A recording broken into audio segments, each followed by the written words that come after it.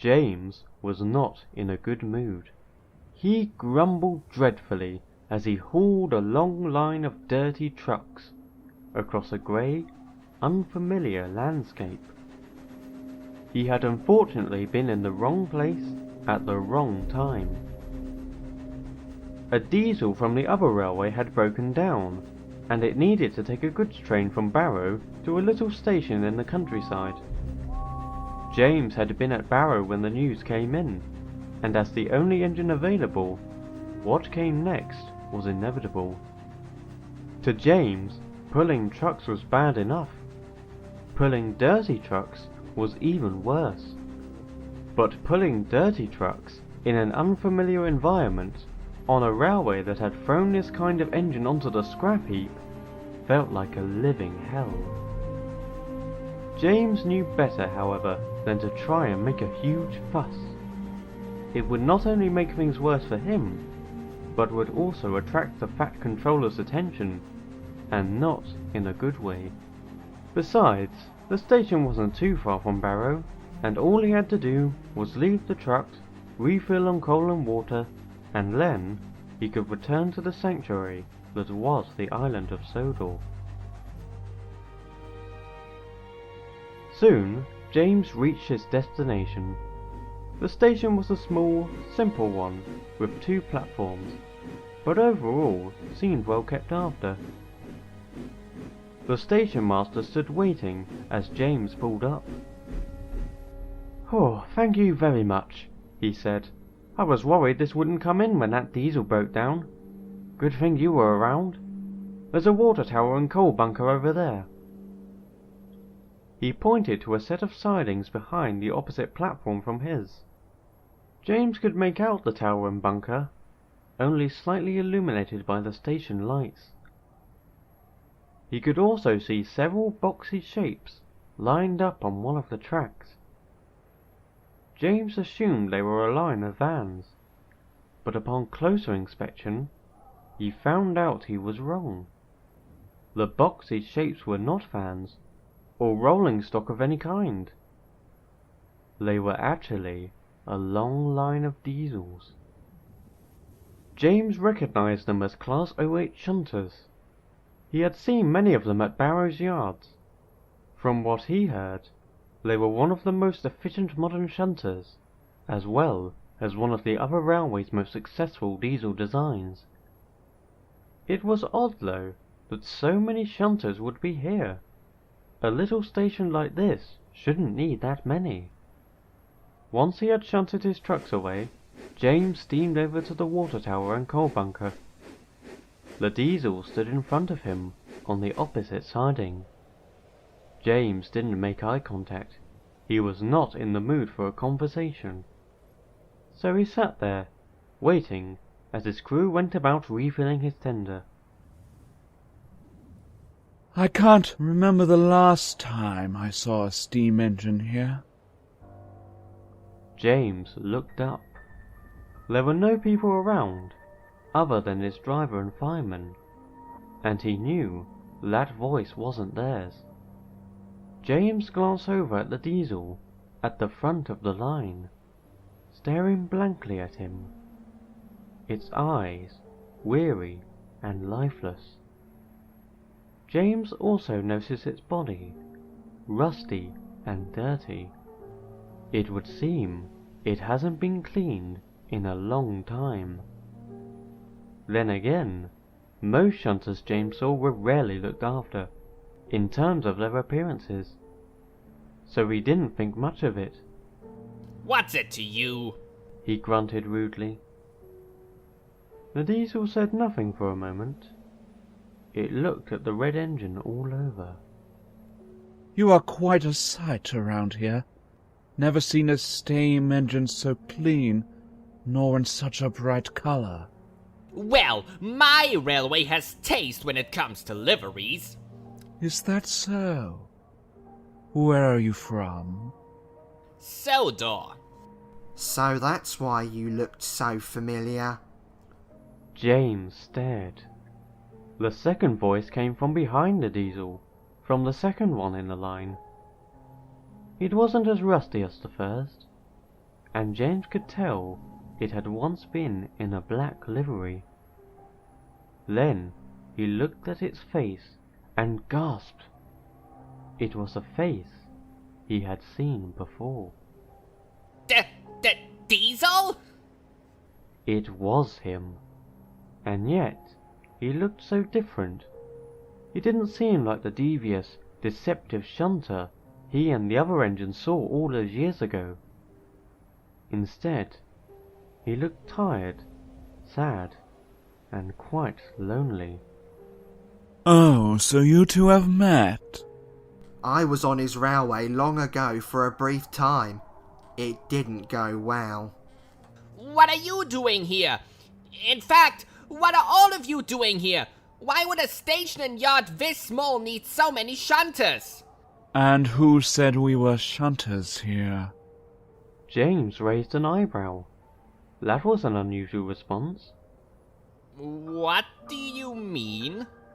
In case it wasn't clear from our conditions, we are not shunters. Not anymore. We have all been put here to await our inevitable fates.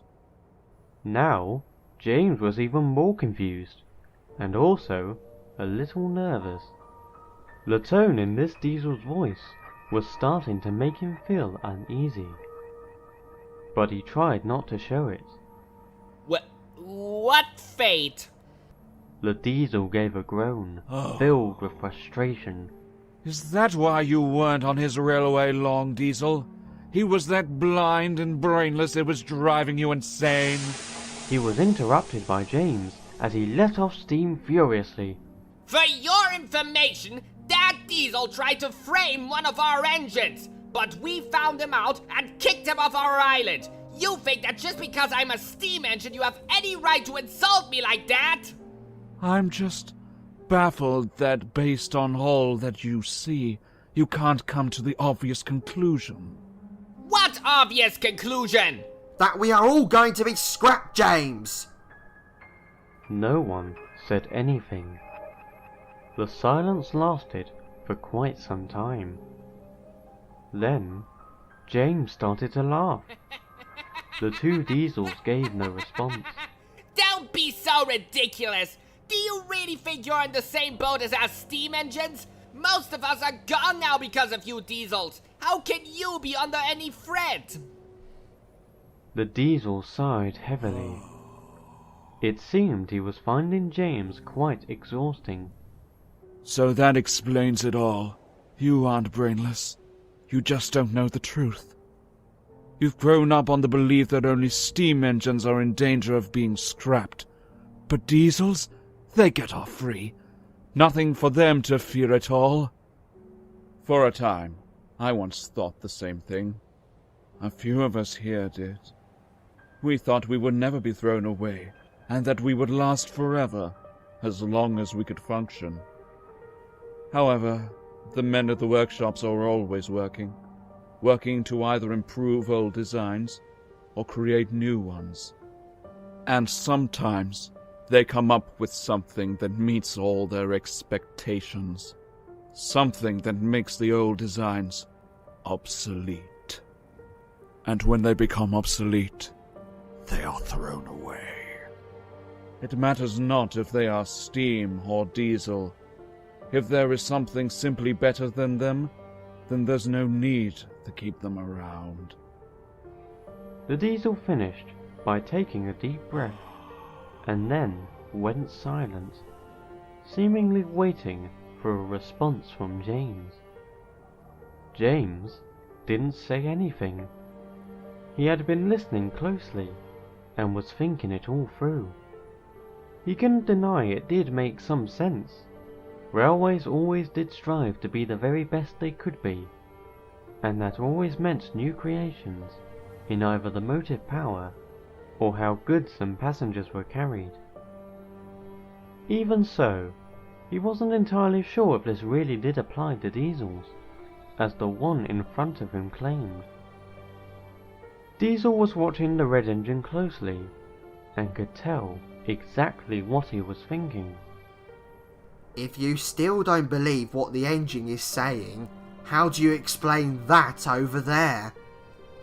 His eyes turned to his left. James looked over to what he was referring to. And then he froze. What? What he saw couldn't be real. There was no way it was. There, on the ground alone, stood the rusted remains of a diesel, the same kind as the ones that stood before him. It was faceless, had no wheels or buffers. It was nothing more than an empty shell. That poor engine was cut up 2 days ago. He accepted it, but only hoped it would be quick and painless. Unfortunately, that isn't how it goes. James felt sick in the boiler. He looked at the long line of diesels, most of which hadn't spoken once, or even responded to anything that had been said. He could only imagine now how they must feel. Lonely and worthless. James for many years had made his distaste of diesels very clear. He thought almost all of them were rude, disrespectful and troublesome.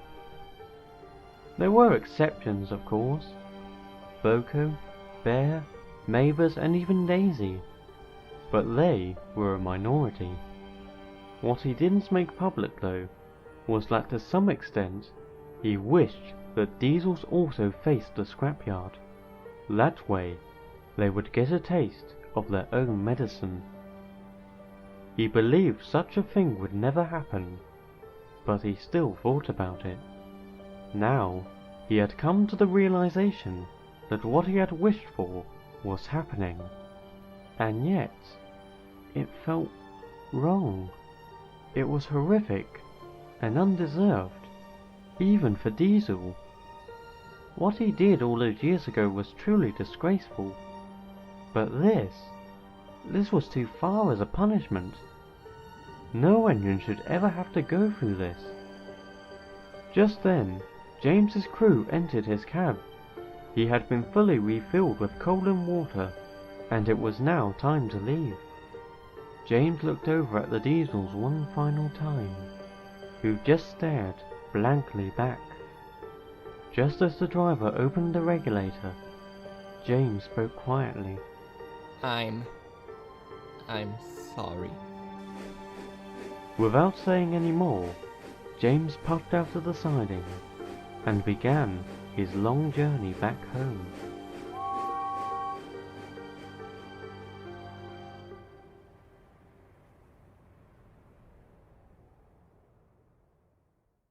It was getting late when James was finally back on Sodor. The journey had been silent, save for his constant puffing. He hadn't spoken a single word. Eventually, he arrived at the mainline sheds. There were only a few engines currently inside, having conversations with each other and taking little notice of James. He then looked over to the far left corner and saw Edward resting on his own. James felt a small sense of warmth. If there was any engine he could be open to, he knew it was him. The old engine smiled as he saw James. "Good evening, James. I heard you had quite a journey beyond Sodor. How was it?" James's warmth immediately vanished. Already he was given a hard question. He said nothing as he puffed forward onto the turntable. Edward was surprised. James had rarely wanted to be so silent. He would always expect a remark of some kind, especially now. And yet, nothing. He watched as James slowly backed down next to him. "James? What's the matter?" James looked up at Edward. He was unsure if he was really ready to tell Edward what had happened. But he knew Edward was worried, and saying nothing wouldn't get rid of that. So, He took a deep breath and told him everything.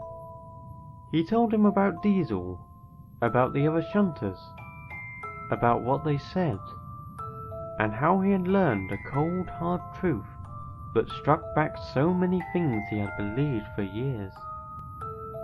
Edward listened carefully.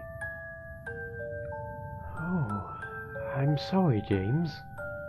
No engine should ever have to see something so horrible."